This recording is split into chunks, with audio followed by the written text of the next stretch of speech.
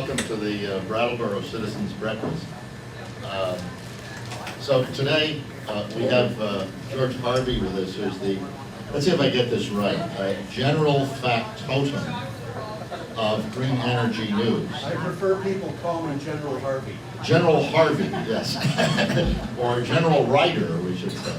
I won't try to do a riff on that, but George, I think, is going to speak about climate change. You know, should we be fearful or hopeful? And I think he's got the emphasis on the hopeful and sees the silver lining in the clouds or something. Recent news, though, hasn't been good. I'm sort of the pessimist. California, you said in a blog recently that no state has done more than California to fight global warming. But a deepening drought could make that battle more difficult and more expensive. And I guess they've been in a drought for 3 years. So what's a state like Vermont going to do? Much smaller. Sell them water. So anyway, George, give us the hopeful part of that. The global warming, there is a very pessimistic part of it. And the way that I look at that is the effects on nature. If you look at nature without the presence of human beings, every species that comes into existence passes out of existence. It goes extinct. It's going to happen. And the rate at which it happens is naturally, without human beings, about 200 a year. And that's a very rough average. And that means about one species every 40 hours. Now, it happens that with human beings, since human beings really started impacting nature, that has declined to about from one every 40 hours to about one every 10 minutes. And if we don't deal with global warming, it's going to decline to about one every 50 seconds, according to estimates. And that looks pretty bad. But, you know, when I think about what's going to happen with human beings and so forth, and it's not going to be one every 50 seconds if we get our act together, which we will. I have no doubt at all. And when I think about human beings, I think that what we're going to do is we're going to be going into a battle against global warming, and if we just look at it the right way, it's going to be fun. It's going to be very exciting. It's going to be a time when we can achieve something. And instead of having our descendants look at us as the greediest group of people who ever hit this planet, we could have our descendants look at us and say, those guys got it together and did what had to be done. And I think that is what is going to happen. Part of the reason why I think that is because I get up every morning at about, this morning I got up at about 3:30, and I spent the first 3 hours of my day looking at news headlines. The news headlines are collected and they go into my blog, geoharvey.wordpress.com, where I just list news items which I think might be of interest to people. And today I listed 16 of them. In order to collect those 16, I had to look at approximately 300 headlines. And in the last 3 years that I've been doing this, the last 2 years actually putting it on the internet, I think I've probably looked at over 150,000 headlines. And I have been collecting some information, you know, about trends in climate change, global warming, and energy. And one of the things that I noted recently is that Barclays, the big international investment bank, downgraded in January all bonds from all U.S. utilities as a group. And about a month ago, I found out why that happened. And the reason is because they said the market had failed to take into account what they had analyzed as the trend that they expect. And their bottom line on this is they've got to be right in order to be able to inform investors. And what they're saying is the market had failed to take into account that within 4 years, for 20% of the population in the United States, the cost of buying and installing solar panels with battery backup, so that you're absolutely independent, is going to be lower than the cost of buying electricity from the grid. And it happens that today in Vermont, the cheapest source of power that most people have, it's true, I think, in the entire Green Mountain Power area. And Green Mountain Power, by the way, will help you with you know, whatever information you need and so forth. They're very much behind this. The cheapest source of power you can get is solar. Solar with net metering, even if you have to finance it 100%, is cheaper than the electric bill. And there are places where you can get your financing together so that they look at your typical electric bill and they say, okay, let's assume that you're going to pay that amount. If you pay that amount, here's the number of years it takes for the solar power to be completely purchased. And at the end of those years, which might be 8 years or 10 years, your power bill goes to zero. And if you put money into it up front, your power bill can go to zero up front. And in some places in the United States, your power bill can go to zero and below zero so that you get money from the power companies. This is just one item. It's just one item on a great long list. I talked to a fellow who's a contractor. I write for Green Energy Times, so I talked to a lot of people. And he's a fellow named Bob Irving. He works in New Hampshire. And he was talking about what he called, what is called passive house. And a passive house is a standard under which people have houses built or retrofitted. You can do this with an old house if you know how, and it's suitable structure. The passive house is built to a standard under which the body heat of the occupants and the heat given off by their cooking and their computer and a few other things actually heat the house.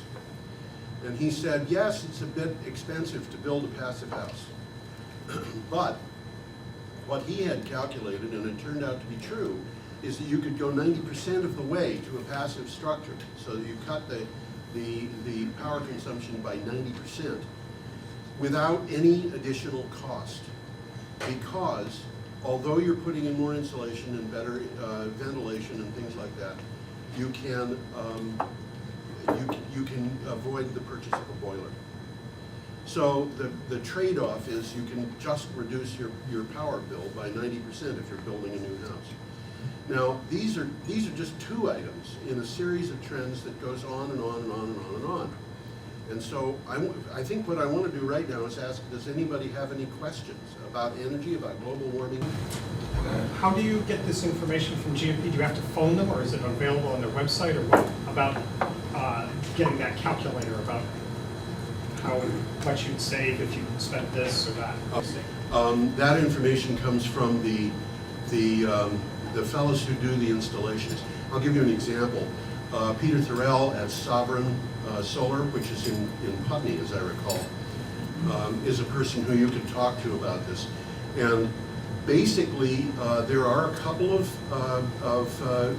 finance organizations. VSECU is one of them.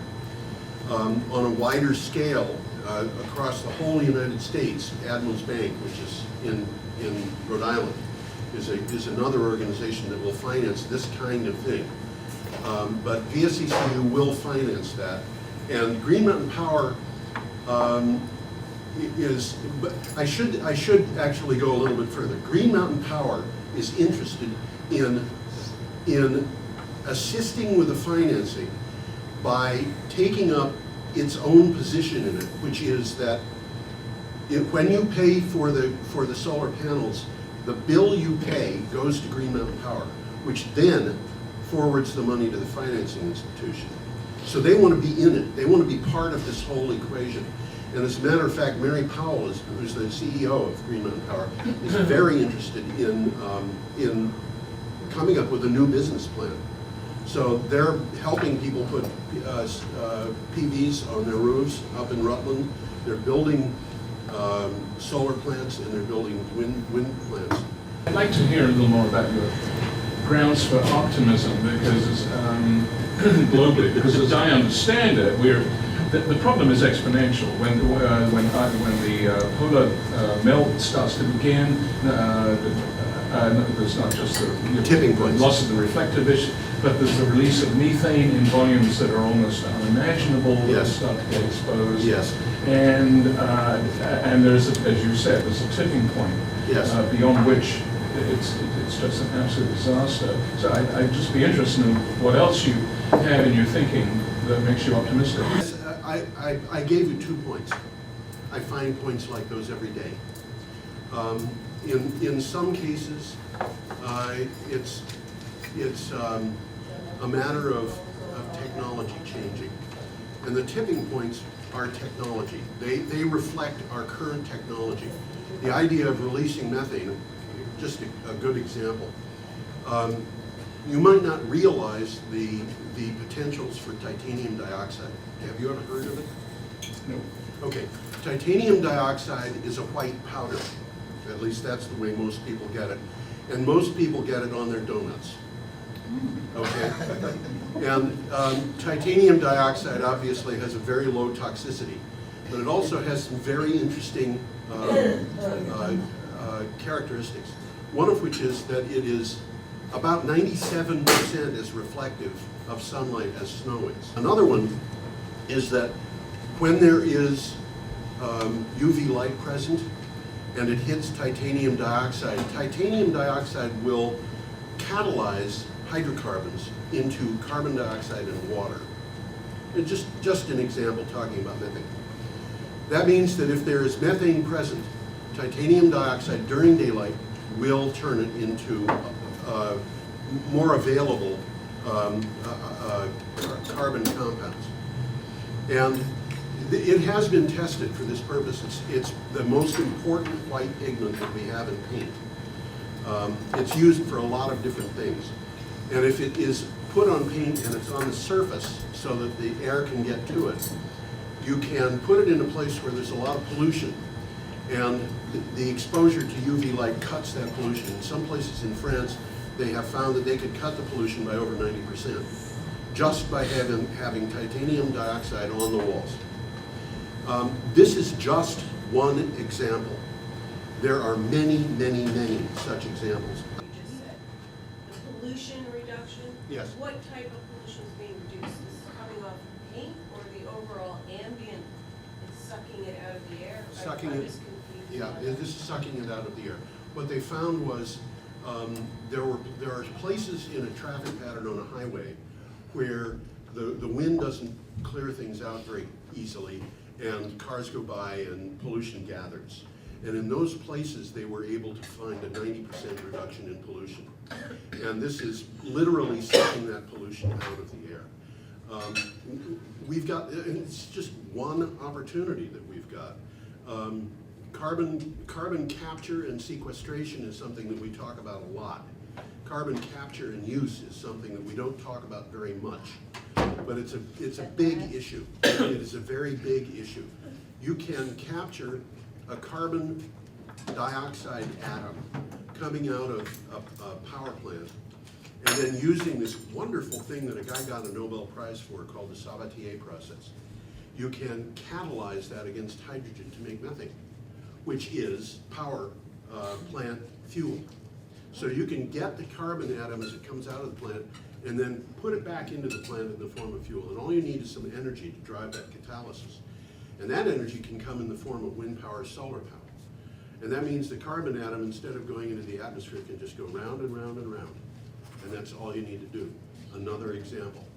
And you know, you can start with power with gas that comes from a biomass plant, which means you don't even need to start with methane from underground at all. I've noticed some solar panels around Brattleboro. One specifically, there's a large one in the field next to the Holiday Inn in Putney Road in Brattleboro, and there's a large one in front of 61 Western Avenue, and there's a home right at the very top of Continental Hill here in Brattleboro that has a solar panel on their roof. And I was wondering how they function. Are they for an individual's home, especially like the one at the Holiday Inn, or are they sold to Green Mountain Power, or? I'm just curious. There are a lot of ways that solar panels can function in terms of where the power goes and what it's used for.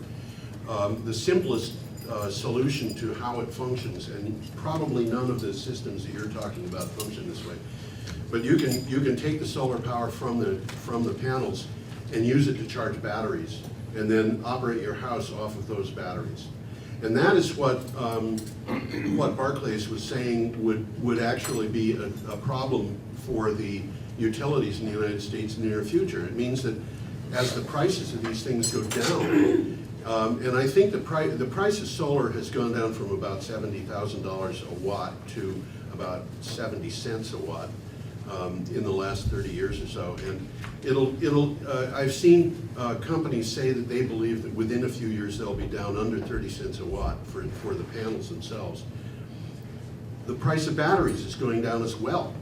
And what we're seeing is that we're at a breaking point right now where lithium-ion batteries are getting cheap enough that they become a problem with solar for the grid because they can take customers away.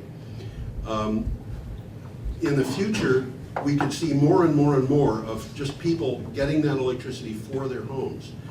But on the other side of that, Green Mountain Power is actually installing solar farms in Rutland. And they're also putting solar panels on people's roofs that the people are buying so that they don't have to buy as much electricity from Green Mountain Power, which is an interesting concept. But in between those, you've got operations which I don't want to call strictly cooperative because they're not under the law cooperative. You can buy your own panels at a solar farm that's in some other part of the state, and as long as you're a Green Mountain Power customer, and Green Mountain Power is the power company for that area, they can feed power onto the grid, and you can take power from the grid. The cost of what you're taking is offset by the cost of by the value of the power that's being put on the grid elsewhere. So that means that you can own your own panels at some place in the distance because you've got together with a number of people or joined into an organization with a number of people who do that kind of thing.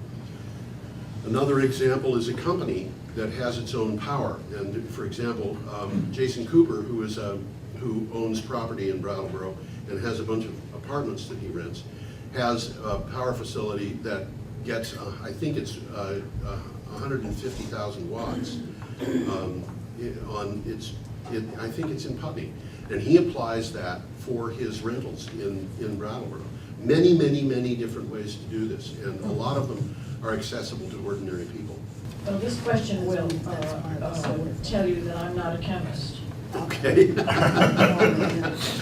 I'm very curious to know, since I love donuts, Yes.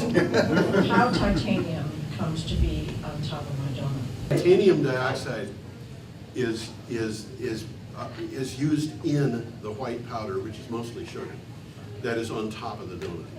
And honestly, I don't remember why it's there. I know that the rating system says that if you eat too much titanium dioxide, it could cause cancer. But too much, I think, in this case, is probably more than you weigh. So, so I don't think it's that unsafe.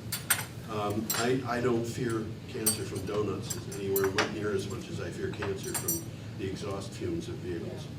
If I understand you right, then your source of optimism is that the cost of living as we do Right. will force us to live sustainably. The cost of living sustainably will ultimately become less than living destructively. Oh, I will answer that one. I love this. Ceres? CERES. It's a nonprofit in Boston. Okay? Ceres was put together by investors, professional investors, after the Exxon Valdez disaster. And what they wanted to do was they wanted to catalyze investors to try to do sustainable investment. And for about the first 10 years, they went from one investor to another and said, we think that you should be backing solar power or wind or whatever and making things easier for these guys. And all these investors were saying was basically, that's risky. We are constrained not to do things that are risky. And they changed in about 2003 to saying, don't you understand that climate change is risky and you have to assess that risk? Okay, things went from there. Last January, Ceres had a conference in New York City. At that conference, they had representatives from 700 different organizations. that were investing organizations. 500 representatives. It was hosted at the UN, okay? These people were writing letters, a single letter actually, they all signed, that went to 48 fossil fuel companies and said, we're investors, we need to know how the quality of your stock is going to hold up in a time of climate change. And they signed that letter and sent it off. And the total value of their investment was $12 trillion. $12 trillion says to the fossil fuel industry, tell us how you're going to survive. And when you get that level of investment, you've got something that people start to pay attention to. Right now, what Ceres is doing is they're going to one company after another and saying, really, if you will invest sustainably, you'll find that it saves money. Your question, will it come? And their answer is, it's already long been here. It's cheaper to do things sustainably than it is to do things as business as usual. And the companies that they have got to sign on to their company network, in addition to their investment network, that wrote a letter to Barack Obama saying you've got to do something about climate change and global warming. They did that last summer before he made his speech on it, and which has been writing letters to, I think, over 60 governments in this world saying we've got to do something about climate change. That letter was signed by General Motors. General Motors is concerned about climate change. General Motors is officially concerned about climate change. This morning, one of the organizations that came on and said, we've done our climate change, our sustainability support, we want to stop global warming, was the National Hockey League. You know, I mean, we're seeing this from Coca-Cola and PepsiCo. We're seeing it from Ford Motors. We're seeing it from Goldman Sachs. Morgan Stanley, I don't mean Goldman Sachs. We're seeing it from Nike.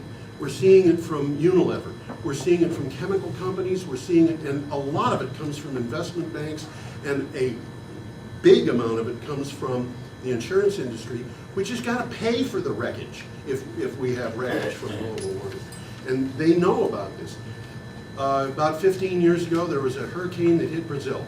The only hurricane in history that ever hit Brazil. Last year, there was a hurricane that hit the Philippines. The most powerful hurricane ever to hit land anywhere on Earth. This year, for the second time in 7 years, the mainland China was hit by a storm of the century. This is the pattern of weather that we're getting into, and it's one of the reasons why things are going to be tough. But what the point is here, we're getting into a point where it's not just college students and environmentalists and a few other people walking around with signs saying we got to do something. It's investment bankers, and it's insurance companies, and it's chemical companies and automotive manufacturers who are doing that. And we're getting into a time when we've got a new paradigm for economics. Jeremy Rifkin, who is an economist, wrote a paper that was printed in the Wall Street Journal, I think about a month ago.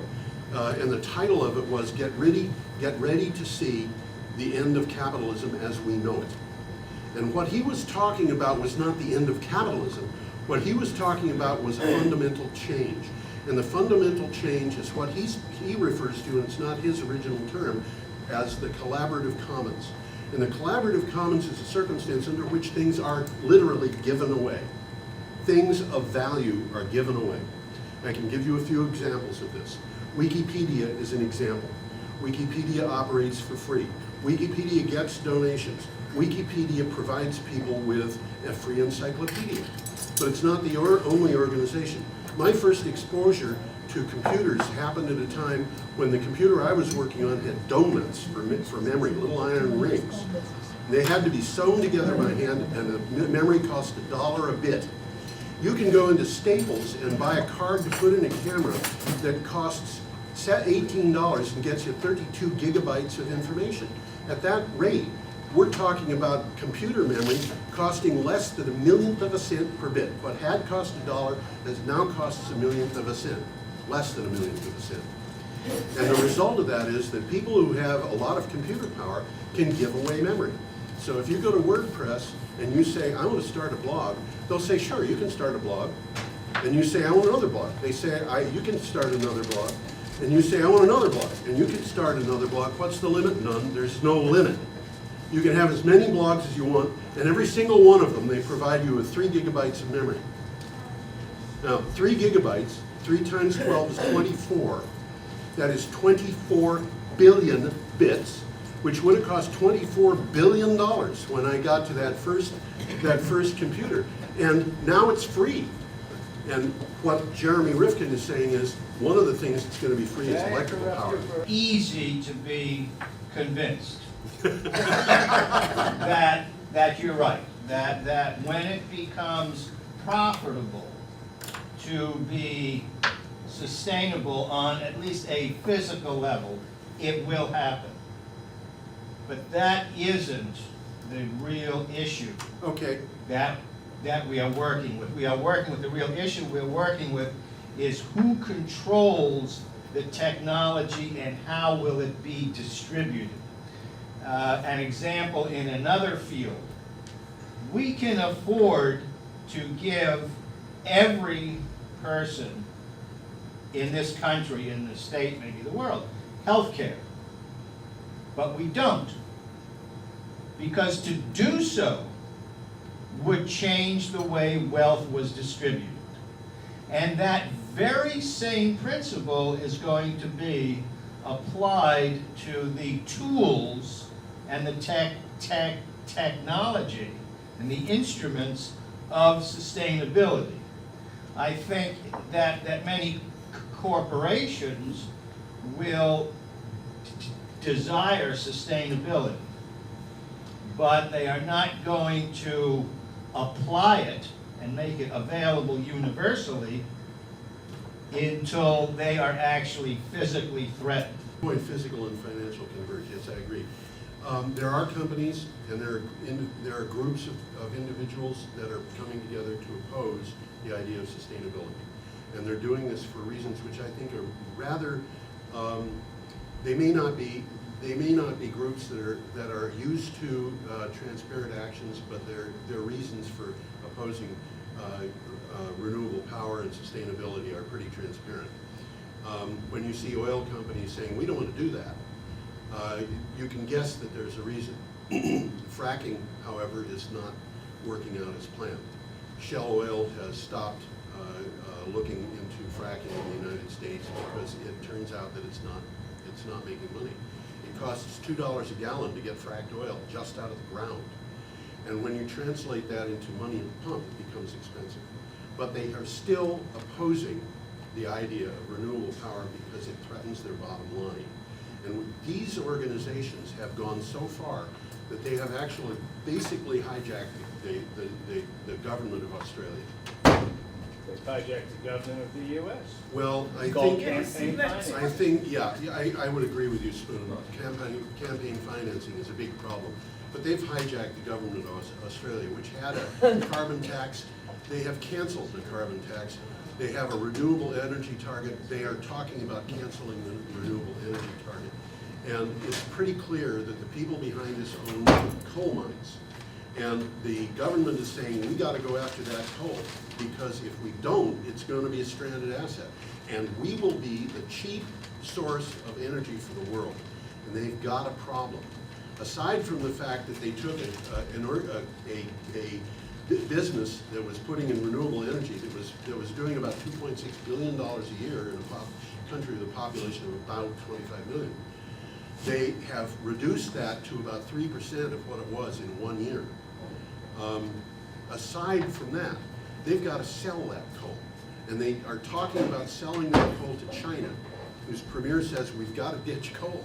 And by the way, until we do, we're going to be using domestic coal because we don't want to import this stuff. And India, which is saying we don't have anywhere near enough coal, but we don't have port facilities to handle it. We do have coal mines. We need renewable power, and we're going to double the tax on imported coal. The Australian government is setting itself up to be turned into, honestly, they're turning themselves into a laughing stock. They were the subject of a paper I saw yesterday, which said, indeed, the federal government of Australia has done something that has never been done before in history, and that is to get 100% of economists to agree that they're foolish. The ongoings in India, I think, are a really good example of where things are going. Last summer, I think it was last summer, they had some very bad power outages in India. They were really bad. I mean, people who were working in banks would suddenly discover that the power was out. The bank had no air conditioning unless they had backup power. They would get home and discover that getting up to their apartment on the 24th floor involved going up 24 flights of stairs. And they'd get to their apartment and discover there was no air conditioning, there was no refrigeration, there were no lights. And they'd look out on the horizon at a time when half of India had no electrical power. They saw these little farming communities that had their lights on. And there was a reason for that, and the reason was because the cell phone operators wanted to sell cell phones. And in order to sell cell phones, they had to sell them to that 50% of the population, or 40% of the population that had no electrical power. And they had to put up cell phone towers in those places. And in order to put up the cell phone towers, they had to get electrical power. But of course, getting the grid to those places would cost a fortune. So they had two choices, put in diesel or put in solar. And it turns out that solar was cheaper than diesel. So almost all the stations that went in were solar powered. And when the contractors were putting in the cell phone towers, they were told by the cell phone operators, by the way, if you oversize the system and there's extra power, you're allowed to sell it locally to whoever wants it. And so there were 2,000 villages in the state of Assam in a 2-year period that got electrical power from solar that had never had electricity before. And when those wealthy people in their high-rise buildings looked out, that's what they were seeing. They were seeing people who were saying, we've got electrical power, I've got a light bulb, I can cook by a light bulb at night instead of having to stand by a kerosene lamp. My son can use the light bulb to study. I've got a fan. And that's what they were seeing. And the nature of power in a distributed power economic system is one which puts power at the closest you can get to a democratic level, where everybody can own his own power if he can have a place to live. That's what we have in Vermont now. People can get their local power cheaper from themselves than they can buy it from Green Mountain Power, and Green Mountain Power will help. It's interesting to see how this is all going to develop.